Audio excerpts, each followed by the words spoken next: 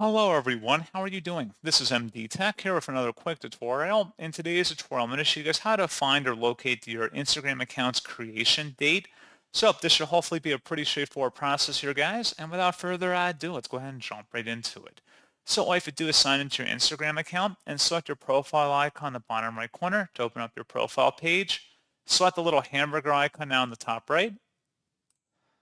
And where it says how you use Instagram, select where it says your activity. And then scroll down underneath where it says how you use Instagram, select account history.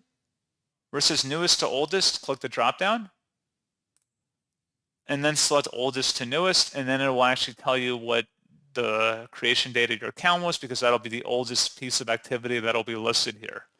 So pretty straightforward process on that, guys. And as always, thank you for watching. I do hope that I was able to help you out, and I do look forward to catching you all in the next tutorial.